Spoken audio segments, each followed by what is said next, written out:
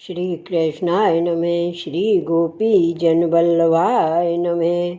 श्री आचार्य जी महाप्रभु के सेवक दामोदर दास संभलवारी की वार्ता। प्रसंग 7। बहोर एक समय श्री आचार्य जी आप दामोदर दास संभलवारी के घर पौड़े हते और दामोदर दास संभलवारी पाँव दबावत हते।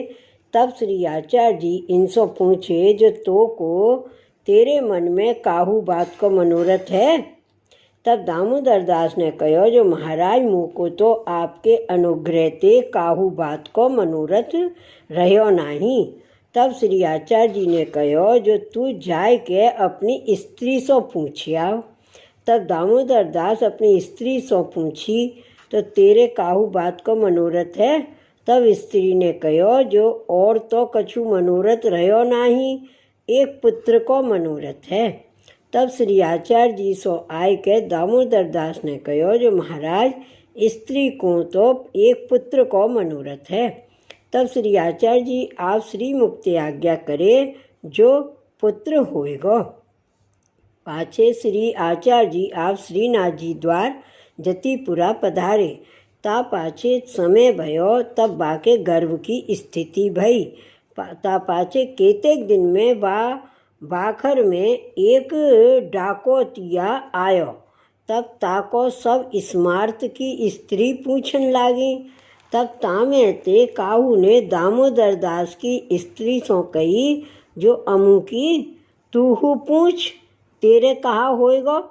पाछे एक लौंडी ने जाय के बा डाकोतिया सो पूछी, जो कहा होएगो, बेटा होएगो कि बेटी होएगी। तब बा डाकोतिया ने कहो, जो बेटा होएगो। तब पाछे केतेक दिन में श्री आचार्य जी कन्नौज पधारे। तब दामोदर दास चरण छुवन लागे। तो श्री आचार्य जी ने कहो, जो तू मुँह को छुवे मती, तो को अन्य आश्रय भयो है। तब दामोदर दास ने कहो, जो महाराज हो तो कछु जानत नहीं।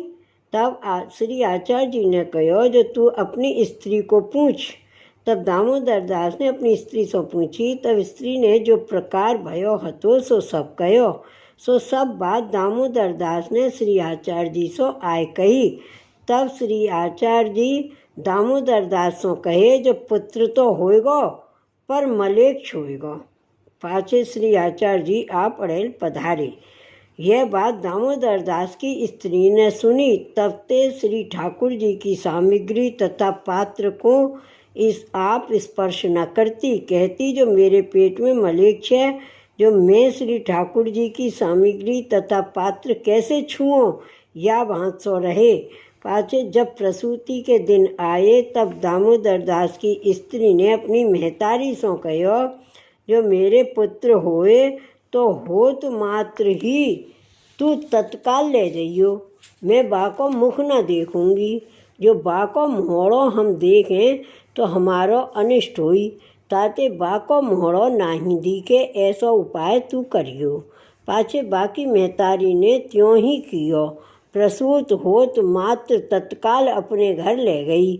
सो घाई को दे के धाई बड़ो कियो। भाव प्रकाश। एक समय जब श्री आचार्य जी कन्नौज पधारे, तब दामोदर दासों आज्ञा करी, कछु मनोरथ होई सो मांग ले। या प्रकार फिर दामोदर दास की परीक्षा किए। कहते, जो स्त्री को पराश्रय है, ताके संगते याहू को पराश्रय होई, तो कछु वर दीजे। इतने पुष्टि मार्ग के फलसों रहित हुई। पर दामोदर दास तो दृढ़ है। ताते कहे, महाराज आपके चरणारविंद की सेवा मिली, अब मुँह को काहू बात को मनोरथ नहीं है। तब श्री आचार्य जी दामोदर दास सो कहो, स्त्री को पूछ आओ। या में यह जानिए, जो श्री आचार्य जी दामोदर दास सो बोले, पर स्त्री सो कछु बोले नहीं। और स्त्री हूँ आप आए श्री आचार्य जी सो विनती नहीं कीनी। या में यह जानिए, जो स्त्री बहुत श्री महाप्रभु जी की निकट हूँ नहीं आवती, और मन में अन्य आश्रय हतो। ताते कहो, एक पुत्र सेवा अर्थ होए। सो यह विचार नाही आयो। जो पुष्टि मार्ग की सेवा मांगे ते मिले, पुत्र को कहा प्रमाण है जो सेवा करेगो। इतने यह वचन में श्री आचार्य ने जानियो जो मेरो आश्रय छूटियो। जाओ पुत्र लेके सगरी भक्ति सकामी होई गई। ताते मुकुंद दास ने सप्तम स्कंद में प्रहलाद नरसिंह जी सो कहे हैं, स्वामी सो निज अर्थ ही चाहे, निंदन भक्ति अवगाहे। स्वामी सो लौकिक वैदिक अपनो सुख कछु चाहे सो निंदित है, बाको भक्ति ना मिले। या प्रकार पुत्र दे आप श्री गोवर्धन धर पास गिरिराज पधारे। फिर जब स्त्री ने अन्य आश्रय कियो तब आप कन्नौज पधारे और दामोदर दास को चरण याते छुवन नहीं दिए। जो स्त्री के हाथ को खान पान दामोदर दास ने कियो है, ताते चरण परस करवे को अधिकार नहीं है। यह दामोदर दास को जतायो। ताते अन्य आश्रय बराबर दोष दूसरो नहीं है। जैसे एक पति छोड़ के दूसरो पति करे तब स्त्री को सगरो धर्म जाई, ताही प्रकार अन्य आश्रय रंच करे तो वैष्णव को धर्म नाश हुई। यह सिद्धांत दिखाए। फिर स्त्री को अनन्यता भई, ताते श्री ठाकुर जी की सामग्री सेवा परस नहीं करती, तब वह अन्य आश्रय पुत्र द्वारा हृदय ते निकरियो। काहे ते श्री भागवत में कहिए, भक्त को श्री ठाकुर जी बिना और ठौर ममत्व हुई, सो वस्तु को श्री ठाकुर जी तत्काल नाश करें। तब ज्ञान वैराग्य दृढ़ हुई के आश्रय सिद्ध हुई। भक्ति न हुई तो वस्तु गए और अन्य आश्रय सदा करे। सो स्त्री की पुत्र में ममता देख के नष्ट श्री आचार्य जी ने अपने जान के किए। तब स्त्री को ज्ञान भयो। तब अपनी माता सो कहे, जो मैं पुत्र को मुख ना देखूंगी। सो पुत्र होन समय नेत्रन सो पट्टी बांध लीनी। सो उनकी माता पुत्र को जन्मत ही अपने घर ले गई। ता पुत्र बरस 10 को हुए, पाछे मलेच्छ भयो। स्त्री पुरुष मन लगाए के श्री द्वारकानाथ जी की सेवा करी। श्री वल्लभाधीश की जय। वार्ता प्रसंग 8। बहुर एक समय दामोदर दास की देह छूटी, तब स्त्री ने घर में छिपाए राखी। पाछे वैष्णव सो कहो, जो तुम एक नाव अड़ेल को भाड़े कर लावो। सो वैष्णव नाव भाड़े कर लाए। तब नाव में श्री द्वारकानाथ जी और घर में की सब सामग्री तृण पर्यंत कछु घर में राख्यो नहीं। घर में हतो सो सब नाव में धरियो। तब वैष्णवन सो कहो, जो ये नाव अड़ेल ले जाओ, सब श्री आचार्य जी महाप्रभु के मंदिर में पहुँचाओ। सो वैष्णव नाव लेके चले। सो कोस 30-40 ऊपर नाव गई। पाछे स्त्री ने प्रकट कियो, जो दामोदर दास की देह छूटी है। तब वैष्णव सब आए, संस्कार कियो। तब दामोदर दास को बेटा तुरक भयो। सो आयो। सो आय के देखे तो घर में कछु नहीं, जल को करवा भरियो है। सो देख के मूड पटक रहो। पाछे दामोदर दास को ससुर आयो। तिनने बेटी सो कहो, जो बेटी तेने घर में कछु राख्यो नहीं, जो अब तू कहाँ खाएगी। तब बाने कही, जो तुम देओगे सो खाऊंगी। क्षत्रिय लोगन के या समय सगे सहोदरे कछु देत हैं, ऐसी जात की रीत है। तब दामोदर दास की स्त्री ने जलपान न करियो। सो थोड़े ही दिन में देह छूटी। कृति दो उनकी साथ भई। तब यह बात केते दिन पाछे काहू वैष्णव ने श्री आचार्य जी आगे कही। तब श्री आचार्य जी ने कहो, जो इनको ऐसो ही चाहिए। सो वे दामोदर दास तथा उनकी स्त्री ये दो श्री आचार्य जी के सेवक ऐसे कृपा पात्र भगवदीय हैं, ताते इनकी वार्ता को पार नाही, सो कहाँ ताई कहिए भाव प्रकाश। पाछे दामोदर दास की देह छूटी, तब स्त्री ने देह छिपाई याते राखे, जो पुत्र मलेक्ष सगरी वस्तु श्री जी की है सो ले जाएगो। ताते नाव भर के सब वस्तु श्री आचार्य जी के यहाँ पहुँचाई। जब कोस 40 नाव गई, तब स्त्री ने जाहिर कियो, ससुर आदि जाति के सबने दामोदर दास की देह को संस्कार कियो। पाछे बेटा दौड़ के आयो, सो देखे तो माटी को कारुआ जल सो भरियो है और कछु है नहीं। जब खबर पाई तब नाव लेके दौड़ियो, परंतु पायो नहीं। तब माथो पीट रहो, या में यह जतायो, जो लौकिक होई के अलौकिक वस्तु लेन को उपाय करे सो दुखी पावे, परंतु हाथ लागे नहीं। और ससुर ने कहो, कछु राख्यो नहीं, अब तू कहाँ खाएगी, यह लौकिक पूछियो। तब स्त्री ने अलौकिक बात कही, जो अब तुम देओगे सो खाऊंगी।